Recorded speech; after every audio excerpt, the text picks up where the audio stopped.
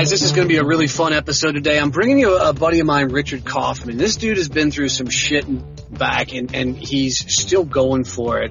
We're going to talk about his bout with drugs, being kicked out of the Army, getting back in the Army, getting busted through, and then after a 9/11, rekindling his life, and being sober for over 30 plus years, as he's now going about changing other lives. Great episode. Stay tuned. I bet you're going to love it.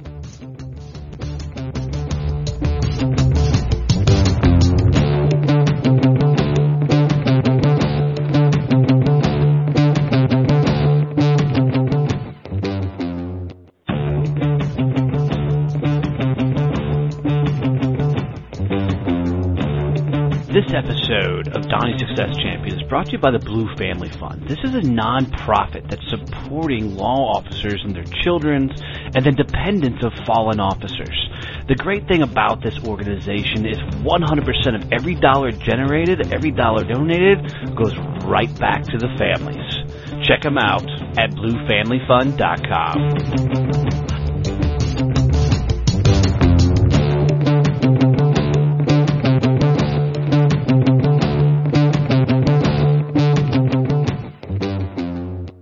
So, guys, this is going to be a really cool episode. I'm really excited to bring you a buddy of mine, Richard Kaufman, man. Him and I have become friends through social media. I really love his story and what I've learned about it. We haven't known each other very, very long, but this dude's been through some shit and come out on the other end. So I'm looking forward to him sharing his story with you guys to really help some of you that are on your journey.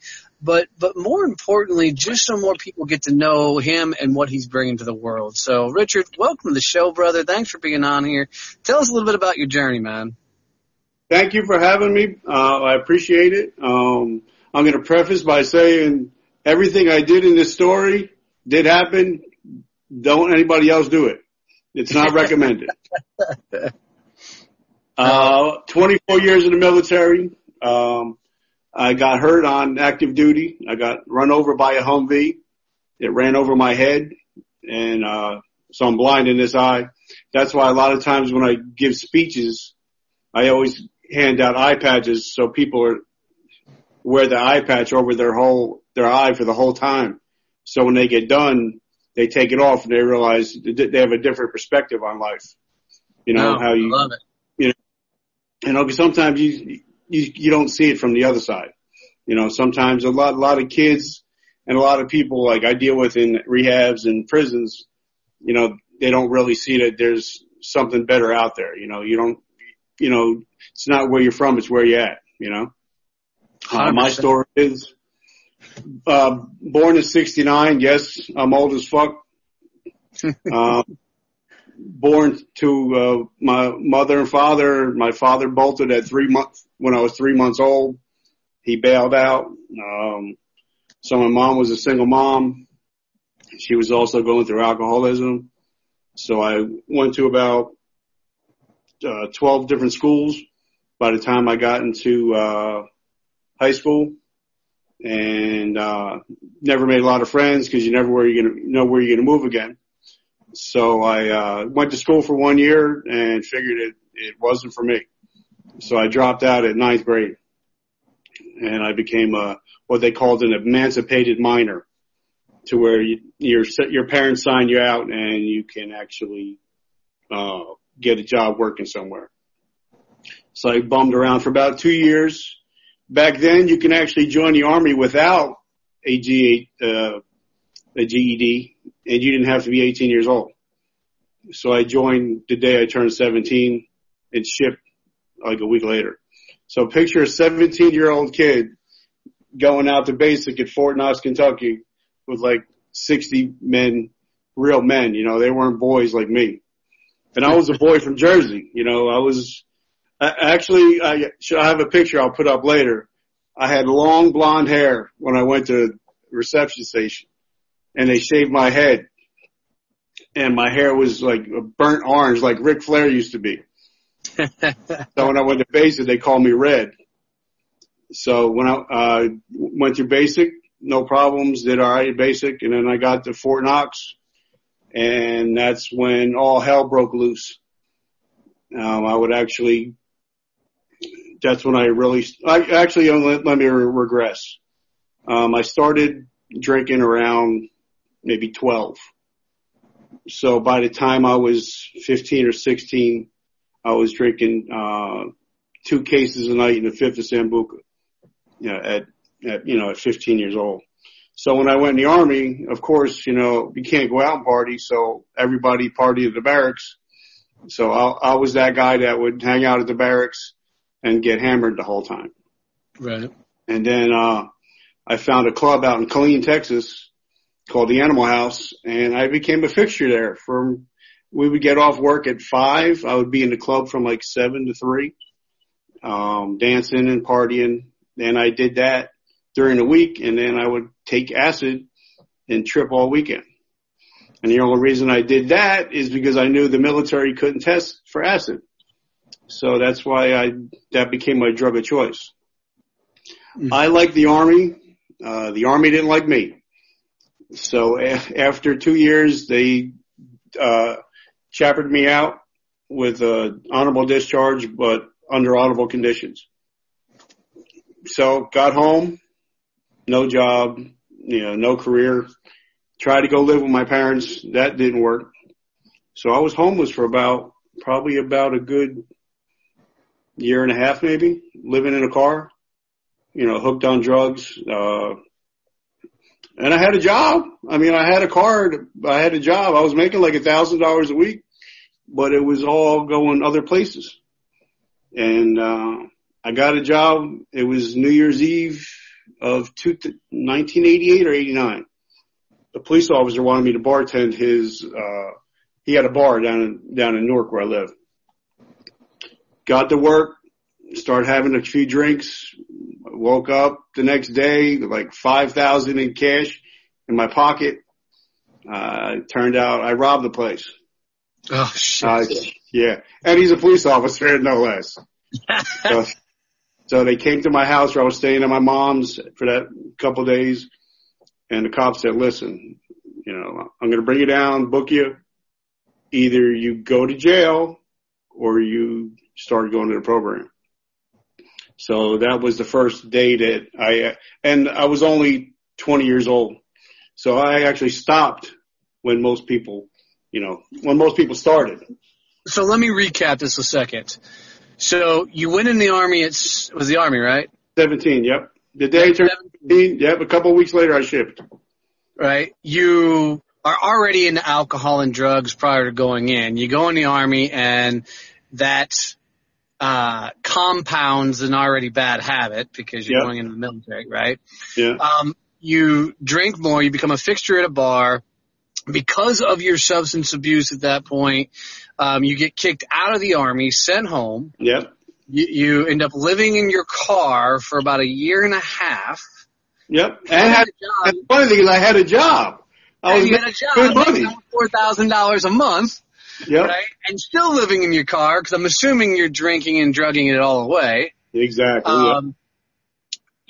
A police officer who I'm assuming is a friend of yours. Yeah, and bartend for him.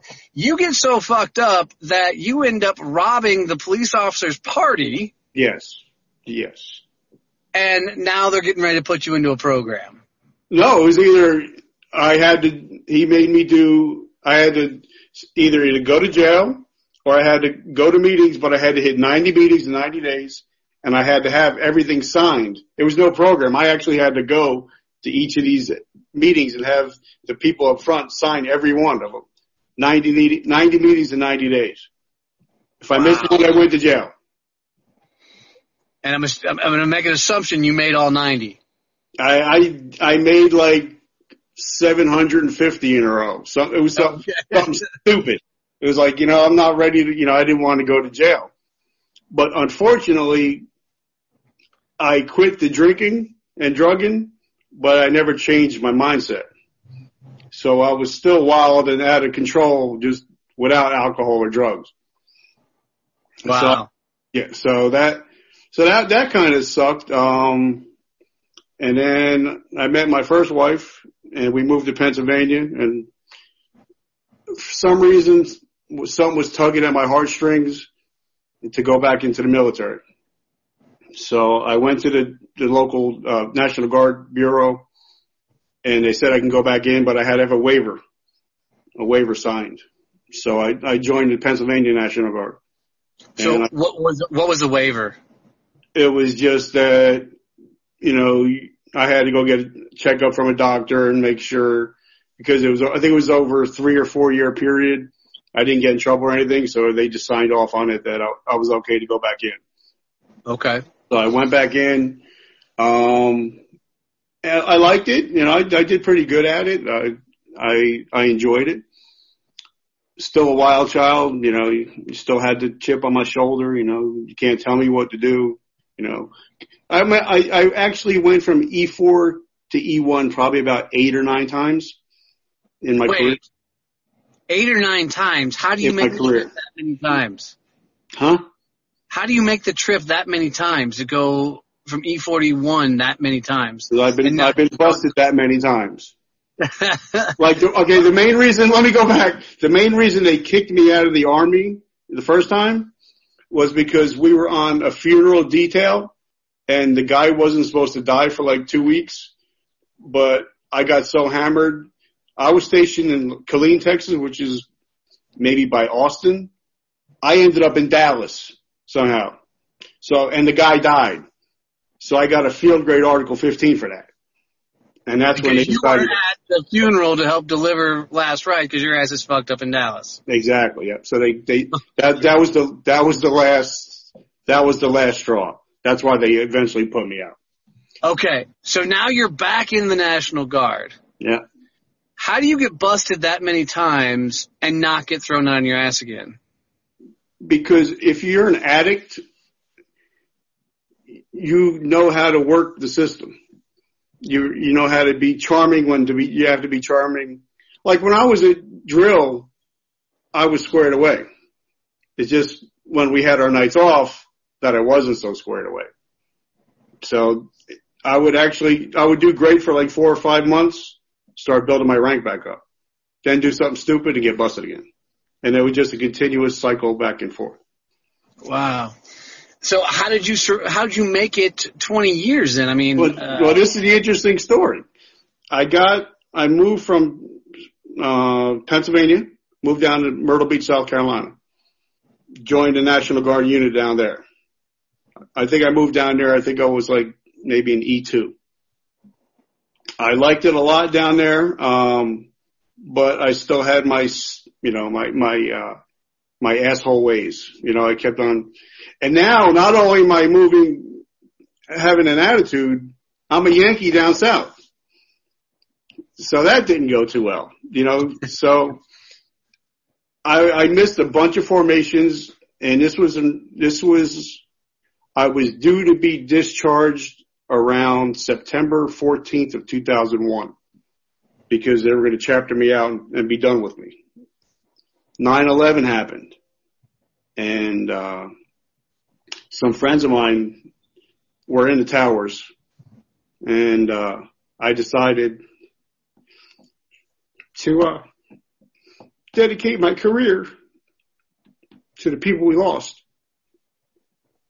And after that, I never missed a drill. I went from almost being discharged to within 2 years being Soldier of the Year for my brigade. And then I got my E5. And I actually tried to live the NCO creed.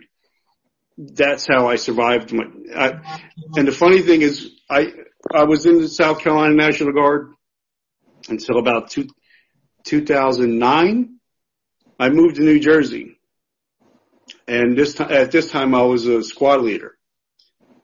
I would drive from New Jersey to South Carolina, 14 hours, go to drill and come back, and I never missed a drill in a year.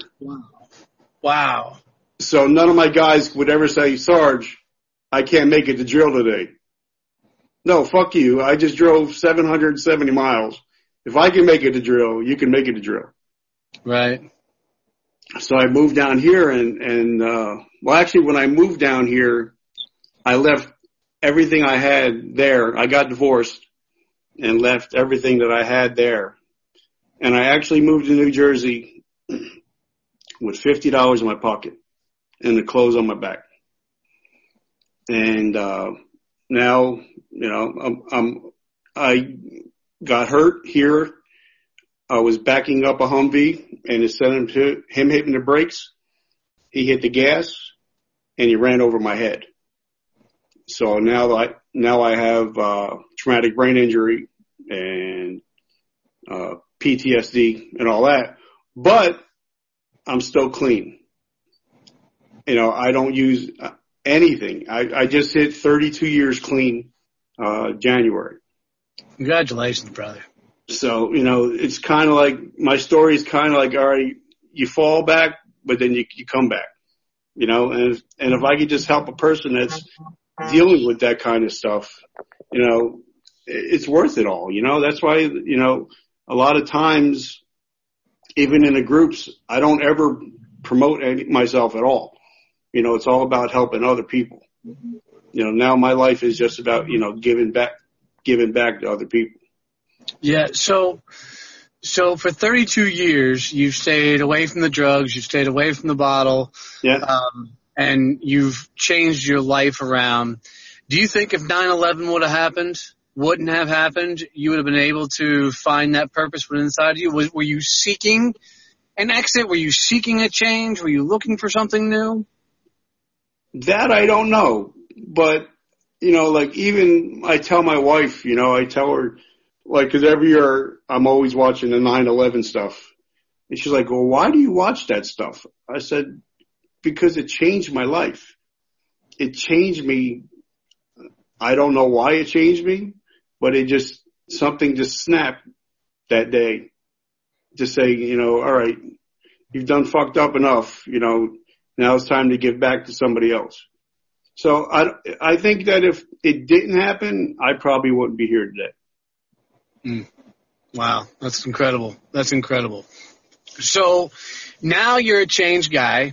You actually go speak inside of prisons, with youth groups and all that. It's funny talking to prisoners, you know, like when I first met you, we were talking and it would be like, a prisoner will call you out in a minute. If they don't think your story is true, they'll call you out in a minute, you know? And it's funny when you talk to inmates, you know, it's like they're just people that fucked up, you know? Right. You know, and sometimes they're just looking for somebody, you know. I used to in my life until I started hanging around, you know, or not hanging around, but like listening to people like Gary V, you know, stuff like that. I used to put out a lot of sympathy, you know, but now it's kind of like I'm actually putting out a lot of more empathy, you know. Right. Because I used to be like, you know, yeah, I can understand, you know, you fucked up. I feel so bad for you. But now it's like, okay, you fucked up. Now what are you going to do about it? You know, it's kind of like, okay, you know, I've been there. Like I had a guy come in last week. He's like, I'm hard on my luck. He's like, do you have $50 I could borrow? So I gave him $50. And I was like, and I told him, I said, this is the $50 that I came here on. You know, if I can do it at a 50-year-old man, you're 33 years old. You should have the life by the balls. You know, then sometimes right now, I think a lot of people are pussified. You know, it's kind of like you can't just tell it straight anymore. But it's cool. Like my daughter, she's only 6. She doesn't understand that I got, you know, ran over. So I was taking her to school this morning and one of her little friends says, You're Linda's daddy? I'm like, yeah. I'm like, why? He's like, you're a soldier? I'm like, yeah, I'm retired. He's like, you got shot in the eye? Wow. And I'm like, no, I didn't get shot in the eye. But it's just kind of like a whole different perspective on life, you know? And if I, you know, even like kids, I love talking to kids because they don't get a lot of loving at home. It's kind of like they're leaving it up to the teachers instead of, you know, people being fathers. Right. Yeah. So do you think going in and talking to these prisons, talking to these kids, that's kind of almost an additional rehab for you? Well, like my sponsor told me, he said, you cannot keep what you cannot give freely. So if I'm not I get more encouraged when I tell my story than I think sometimes the people get out of it. Cause sometimes like I was thinking about, I couldn't sleep last night. I was so excited to come on here and I'm like, damn, I know. I got all the messages. I'm sorry, but no, you're good. I loved it. I love the excitement, brother. But it's like, I'm realizing like, damn, I've been through a lot of shit. But then, there's a lot of people got it worse than I got it. So it's kind of like, now it's just all about paying it forward, Right. Well, and that's one of the things that I really wanted you on the show is because I know you've got this powerhouse story, the shit you've been through, and I want to help you, encourage you to go share this damn thing so more people can realize that no matter what the hell they're going through, that they can get through it. Yeah. And it comes down to, you got to lace up your own boots and go for it and make something of your life. Yeah. And, we're only at the first half of the story that I know about you, because now you are doing some badass things in the supplement world. Dude, you're going to these trade shows, taking some killer pictures. Yeah. I love the picture with you and Gary V, by the way. He's holding up his signature 5. Walk us through some of that journey of some of the shit you're doing now. Well, what I'm realizing is like, anytime I've been in the military, I always had a part-time job at the local GNC on post. I always had it, even when I was in South Carolina, wherever I lived, I always had a part-time job in the supplement industry. And it's just something that I love to do. I think I've mentioned it to you before. I don't have an education, and I have a 9th grade education. But my wife she says I went to Bathtub University. And what that means is every night I go into bed, I'm going to the bathroom in the bathtub. I read for like 3 or 4 hours. I've read probably. That's a long ass bath time. It is. It drives her crazy. You're laying in your own filth for a long time. That's right. Hey, as long as it's mine, it's good. But I've probably read over 6,000 books in my time. And I have about 5 or 6 books going at any time of the day. Like the couple of books I'm reading now is Crushing It and Rise and Grind by Damon John. Yeah. Now the reason why I started to trying to move away from my own business and starting formulating products and owning my own company is because, like Gary V, he had a book out which was awesome. It was called Jab, Jab, Jab. Right. Yep. And then the Thank You Economy. Yep. Now that I realize, I help promote more people, and now they're actually helping promote me, and I'm not even asking for it. So now it's like I'm trying to give back 10 times more, like, even like Grant. Grant actually has a free course for veterans, a free sales course. Grant Cardone. So it's actually free. So you can actually take sales courses. So I just decided that, now I want to start, because I'm turning 50 January 1st or January 30th. And I want to start being home at night for my kids. So that's why I figured I'm going to start coming out, doing my own stuff, my own products, and start doing, talking more. So I'll have to spend more time with the kids. That's what that's all about. That's awesome. Why do you think you got into books so much? Because, I know me, my old man handed me Success Through Positive Mental Attitude and Think and Grow Rich by Napoleon Hill. Okay. He handed me those books at, like the age of 14, and I love telling everybody that my dumbass didn't start reading them until I was 22, right? Okay. But since I started those books, I don't think it's 6,000 books, but I have a shit ton of books that I've devoured over the years. Those became audio books, and now I'm really more into the podcast. Yeah. Yeah. That's just kind of been my journey. What do you think, for you, what caused you to get into books? I mean, I got a 12th grade education, but dude, school wasn't my thing. I mean, I literally got through school because teachers were saying, we're, graduating you to the next level because we don't want you back next year, right? I mean, that was just kind of my ride. Okay. So school and me never got along. I didn't do the college thing because I just think book learning like that is ignorant and dumb. I'm just not a guy doing that. Unless you're going to be my doctor. You want to be my doctor, I hope you have some schooling behind you, right? Exactly. You know, carve my ass open, I hope you know what you're carving. But, you know, but for everything else, I mean, school of hard knocks for me is the way to learn and go. So why did you jump into books so hardcore when education and stuff wasn't in your path either? Well, when I can't even remember about the time that it started happening. I would go to school, and the lady that taught me when I was growing up, when she babysat me, when I went into first grade, I was reading on a fifth grade level already.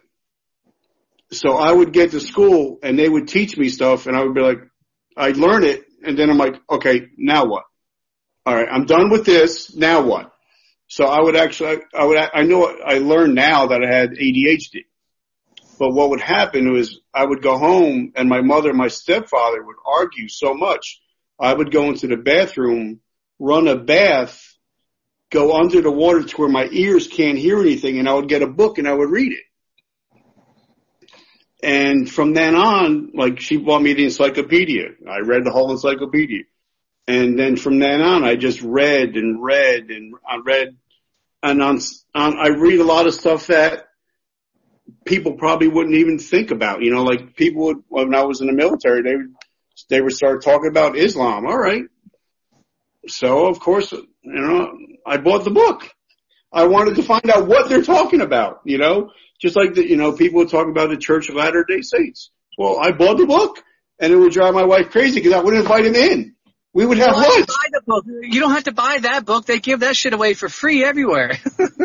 So my wife would be like, she'd come home and they'd be in our living room talking. I'm like, well, so, you know, just, I've always wanted to know why.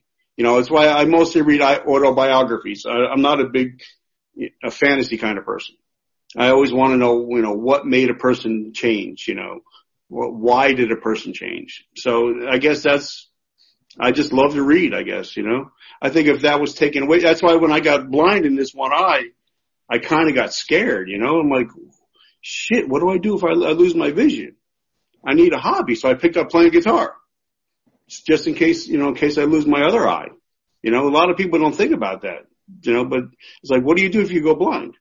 It's like, if you don't have any hobbies and your hobby's reading, you know, it's like you need to learn Braille. Right.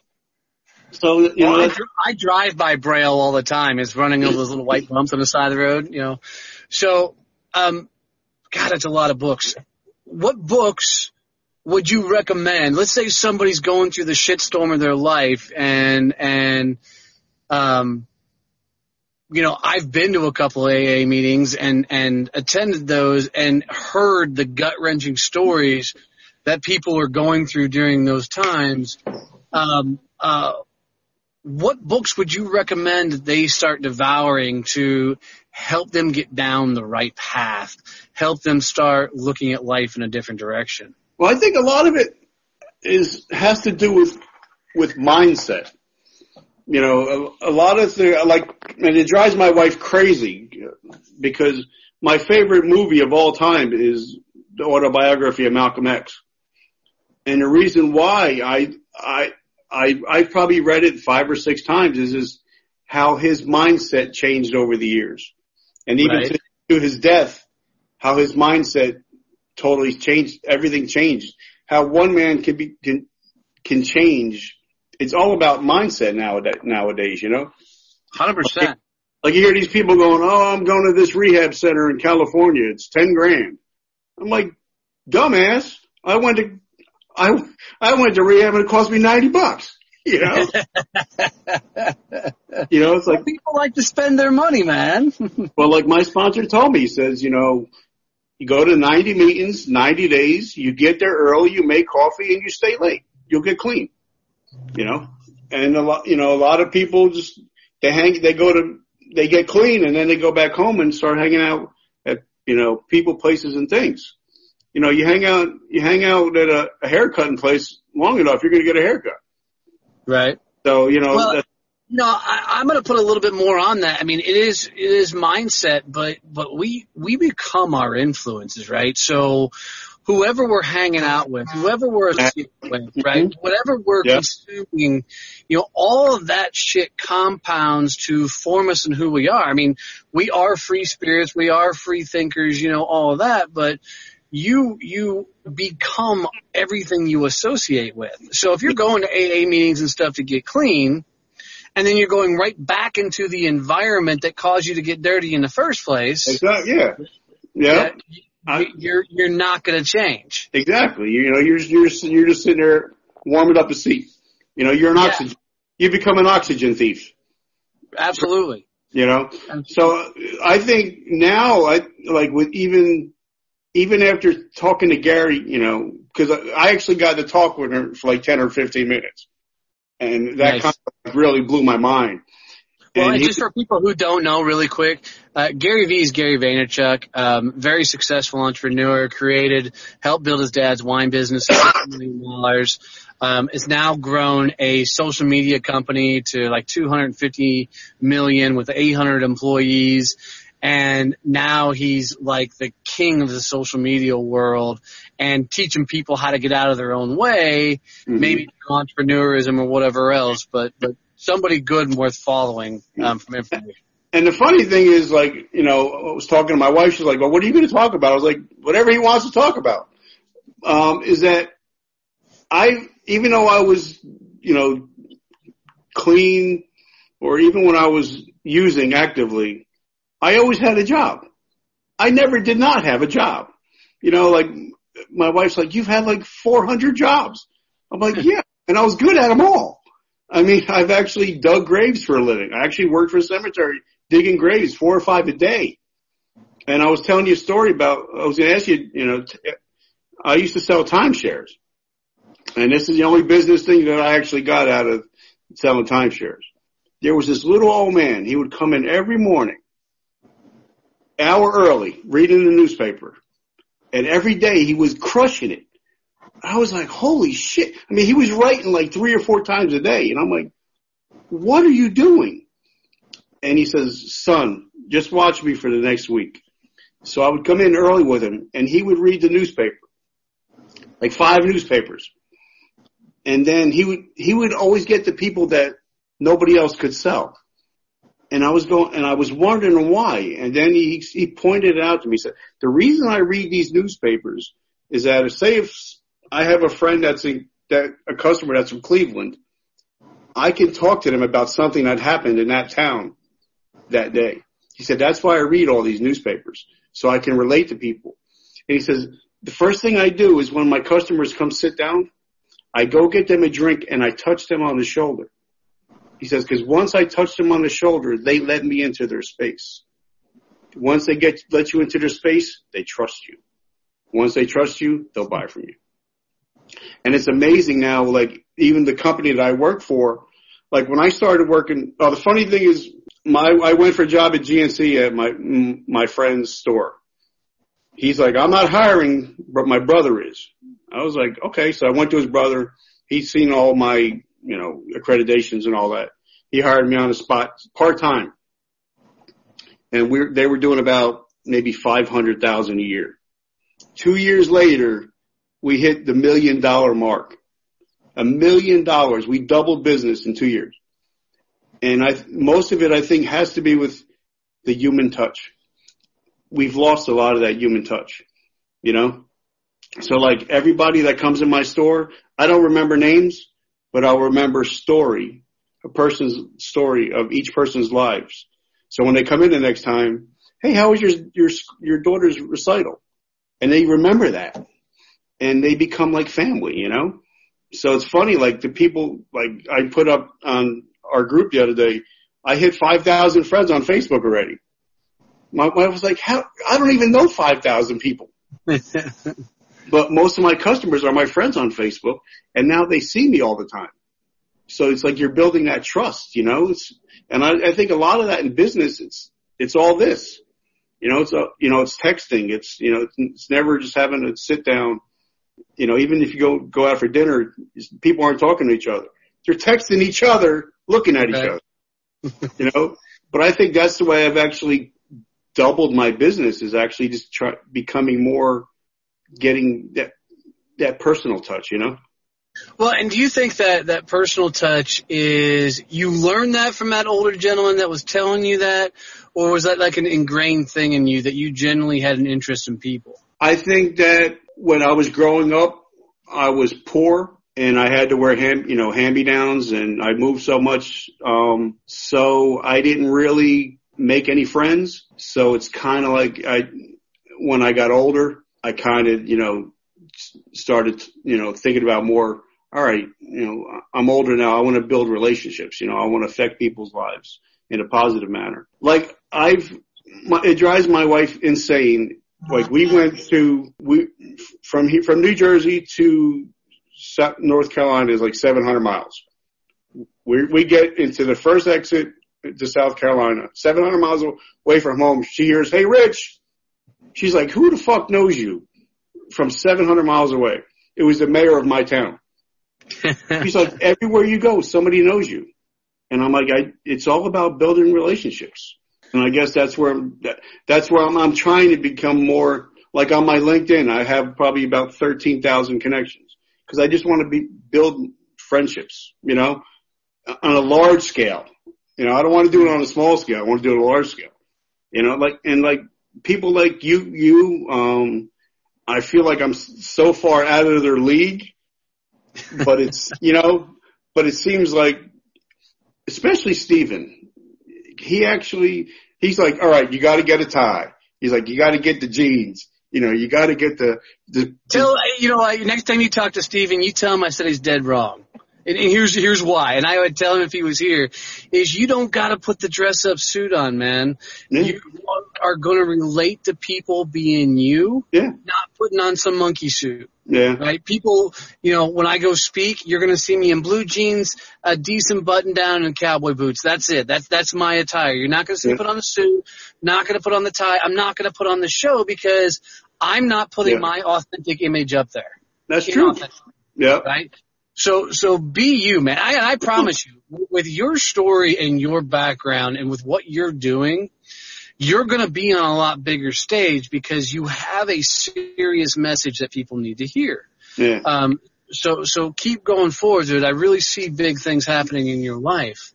Talk to me a little bit about, this whole GNC, adventure, because you've been working with them for a number of years. I've been on and off with the company for 32 years, on and off. Okay.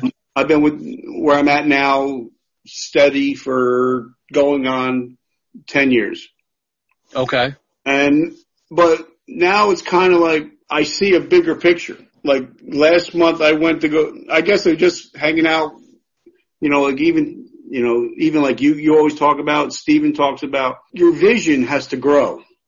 And for a while I was just seeing, okay, I'm hanging out with people that, they're not six figures, or, they're doing great. They're doing six figures.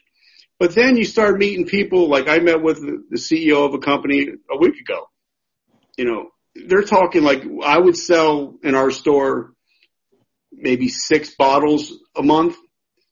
And he let me in on a sales call of his, which I was really shocked. People are ordering 90,000 bottles, and you start thinking, okay, they just placed an order of what I would sell in a whole year, and you start thinking, all right, they're no longer in the 6 figures. They're moving into the 7 figures. And so I started to reach out to people that are in the 7-figure range, and they're just as cool as the people that are in the 6-figure range. And they're really helpful. They've been like, they've actually had me come down, sit on some of their sales calls. So I think big things are coming. And now I came out with my own product. I'm just so excited. I don't know what to do with myself. Well, tell us a little bit about your product, because I've seen you promote it, right? I've seen you put it out there, but I don't talk about it much. And you notice I don't talk about it much at all. Like, no, you're always putting out the motive. I mean, I had a gal yesterday that I hadn't seen in a while that I caught up with, and she goes, I don't know who that guy is from New Jersey that's in the group, your little group, Donnie, or your page, but I love the content he puts out there on a regular basis because you're always putting out some sort of motivational stuff. You know, you're not getting a whole lot of traction on it, but that consistency is going to pay off, so keep doing it. But you know what? I don't even do it for traction. I do it because maybe somebody's going to see something and it'll click in their mind. Right. You know what I'm saying? So, but the product that I got is this product called Addict. I don't talk about it much because my theory is if I promote my friends, I'll never have to promote myself. It's true. It's like part of the thank you economy with Gary. You know, it's kind of like if you help enough people, people are going to help you.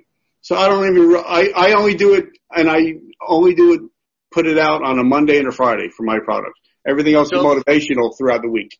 Absolutely. So what is anorexia? What does it do? What it does, well, the way I got involved with it, my friend, I met a guy, Ryan. We were friends on Instagram, and we were talking, and we met up for lunch, and I was telling him, like, yeah, I got PTSD, TBI, and I don't take any narcotics. He was like, no way. I'm like, why? He's like, I have a product that I formulate that it's a natural form of Adderall without any side effects. So of course I call bullshit on him. He's like, no. He's like, here, take a bottle. And I tried it, and I've been taking it for 7 months straight now. And then I told Ryan, I said, I love it so much. You know, I want to become partners with you. So now we're partners in this little adventure of ours. The product is called Addict. So in order for me to go bigger, I have to change the name of the product because GNC or Vitamin Shop don't want anything close to the name Adderall. Oh, right. But we have 1,000 bottles here sitting here pre-made. So we're so having if you to need go a bottle of Addict and help Richard out just to buy one so he can rebrand. Yeah. And now some people in the tribe, I got like 5 of them going out Saturday to people in the tribe that want to try it and we're giving them away. Let me explain the tribe really quick because my listeners range from civilians. I apologize. I didn't realize. No worries. So for the people that are listening, a guy named Andrew O'Brien, who will be a guest on this podcast, we've already worked that out, started a veterans group on Facebook called the Vetrepreneur Tribe. And what he's doing is helping people find a place where veteran entrepreneurs can come together, like Richard, myself, and a bunch of others that don't have a place where they can go collaborate, get advice. I will say good and bad advice because there's some bad advice that gets thrown out there from time to time. But kind of that place where veterans can come together as a community, rise up and grow together. And he's done an amazing job at bringing over 14,000 veterans at this point and built the largest veterans group, I believe, at least the largest veteran entrepreneur group on Facebook that there is. Mm-hmm. So you'll hear a lot of the veterans that I do bring on the show talk about the tribe because that's where I meet a lot of these guys. And it's where I met Richard originally. Was from that group. So if you are a veteran out there, you're trying to break into the entrepreneur community and you're looking for places for information, the Vetrepreneur Tribe is phenomenal. And then they have a bunch of local breakout chapters across the U.S. Like there's a Dallas-Fort Worth Vetrepreneur Tribe that I'm also a member of. So, just a great place. So now with this, your own product line, and I see you all the time. You're doing all these trade shows, and you got all these big ass bodybuilders and whatnot, standing around you and everything else. Are you representing GNC? Or are you representing a direction, at that point? Like when I went to the one in Philly, I didn't talk about Addict at all. It wasn't about me. It was about promoting them, to which in the future they're going to promote me. That's my marketing plan. It may not sound smart, but it's working. I mean, it's like I've actually, I don't know, Alejandro, STC. He actually loves Addict. He actually did a 7-part video series on it. And I didn't even, and he bought a bottle. I didn't give him a bottle. And he said, I just want to promote it because you're you. And I'm hearing a lot of people are promoting it, and I'm not even putting it out there. But I'm promoting their products. So that's nice. You know, 'cause that's what, Gary advises, like, give. You know, then maybe you make a hook once in a while. So, right. But with Addict, what we did is, me and my partner were like, all right, we're going to put a post in the tribe. 5 guys that want to try it, that are having problems with, memory loss, focus, energy. We're going to send it out to them free. All they have to do is, if you didn't like it, write a review. If you liked it, write a review. And that's all we're asking. So they're going to go out on Saturday. Nice. Yeah. And what we're also doing is throwing, because my friend Ryan, he's in the whole mindset. He's a mindset changer. Like he did a podcast with Redcon One, which is now the biggest sports nutrition company in the world. And now he's starting to get known up there to where he's actually going to get invited to do TED Talks. Nice. So yeah, so it's just fun, but I'm helping people, because a lot of people ask me, well, you know, I'm having PTSD or TBI issues. I'm always tired, but I don't want to take anything that has narcotics in it. So this is a natural alternative to anything with narcotics in it. Well, and you know, the crazy thing about that is I've had a couple of guys on the show. I was talking to Alex Feiner and Chad Davenport this morning. He's great too. He's an awesome guy. Yeah, he's awesome. Yeah, and you know, Alex was telling me, you know, at one point the VA had him on so many drugs that he was literally sleeping 16 to 18 hours a day because he could not literally function, because the VA doesn't know how to handle this PTSD epidemic and the TBI epidemic. So they're just drugging the hell out of these guys, putting them in almost a coma-like state to keep them from. They're just creating customers. Correct. All they're doing is creating customers, you know. And I think that's one of the. If you'll see me, a lot of times I'll post on the tribe, or that I'm at work until 9:00, to where people can message me and I can answer any of their health questions. You know, I'm just giving back. You know, it's kind of like, all right, you have high cholesterol, I can help you with that. You know, if you have diabetes, I can help you with that. And one guy actually texted me or messaged me, says, all right, you help me out. What do you want for it? I'm like, I don't want anything for it. I'm just giving back. And people look at you like you're crazy, you know, if you're not asking for anything, you know? Right. So I feel very blessed to be able to now do what I'm doing, and actually having a vision of what I want to do. I want Addict to be in every store, available to everybody. Now, the good thing is we've already changed the name of Addict, and we already have new packaging and everything. It's called Revive. And it'll be able to get into stores and stuff like that.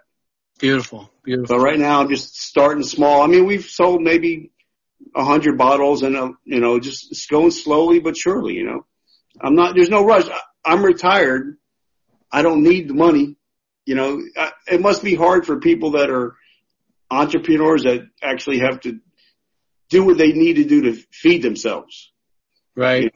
Like, I mean, the funny thing is, like, I moved here with $50 in my pocket. Now I got a brand new house, a new car. You know, I got a beautiful wife, 3 beautiful children, and I'm not struggling. I can give that guy $50 that I had that I moved here.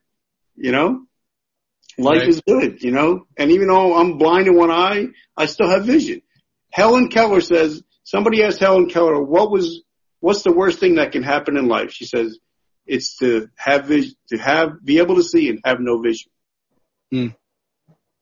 So, you know, life is good, you know, and then I could hang out with you guys. I'm watching, I love your podcast is the #1 podcast that I listen to. Oh, thanks for that, brother.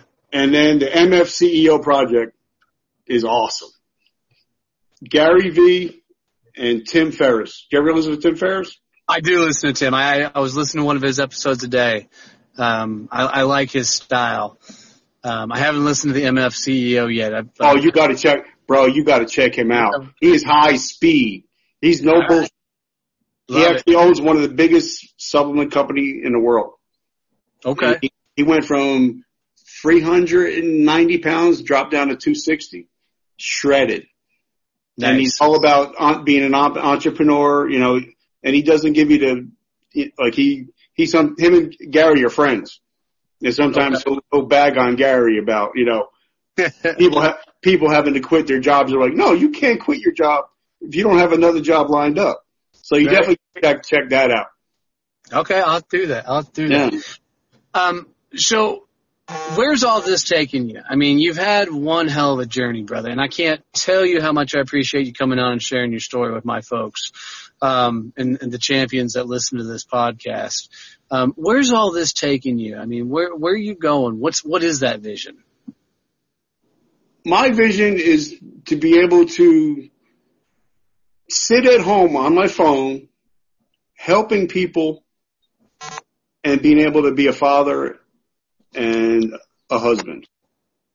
Awesome. That is my goal, you know, to be able to just help people out. My goal is eventually to, like I was telling my wife, I want to be able to be a person, because I am a personal trainer. That's what I actually got my certifications. I didn't know if I mentioned that before, but I've actually worked with guys from the WWE. I've actually worked for guys that are in the NFL now, NBA, and MLB, professional bodybuilders. I would love to be able to just be able to be a personal trainer that's going to be available to people 7 days a week, be able to go shopping with that person for food and their supplements, but be able to actually become a fitness lifestyle coach. Nice. And where, you know, if I don't want to have to leave my house, I can answer all questions through my phone. You know, that's the ultimate goal. I don't know if it's going to happen. I think it's all in God's hands. You know, I am a Christian. I believe God, he'll put me where he wants to put me. You know, he got me through the shit. So he got me through it for a reason.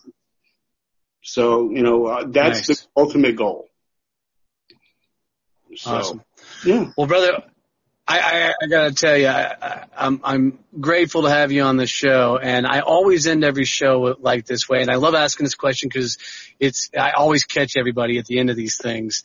But if you were going to, knowing what you've been through, the drugs, the alcohol, the getting clean, the changing lives, starting your own company, developing your own product line, reading all the books and all the adventures and things you've gone on and the transformation you've given yourself over the years, one I hope you're very proud of.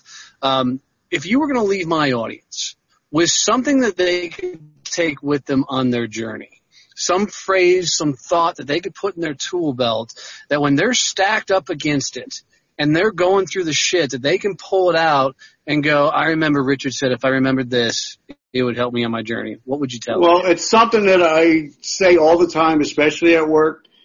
Don't talk about it. Be about it. You know, you see all these people that are always talking, I'm going to get clean or I'm going to start my diet Monday. No, don't talk about it. Be about it. And, you know, it's action. You know, you can read all the books you want in the world. If you don't do the action, it doesn't do any good. Dude, that's so awesome and great advice.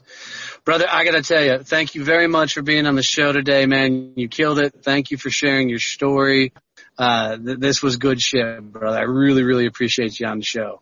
Cool. Guys, thanks so much for listening to this episode. I hope you were impressed by it as much as I was. Man, keep kicking ass in life. Please do me a favor. Comment, share, tell your friends about this. Every share just brightens my day. I appreciate it. Hey, guys, seriously, thanks for listening to this badass episode. You know, I love doing these. I love to hear people's stories and journeys. But what I love most is if you can comment, if you share, if you can tell your friends about this podcast, that would mean everything to me.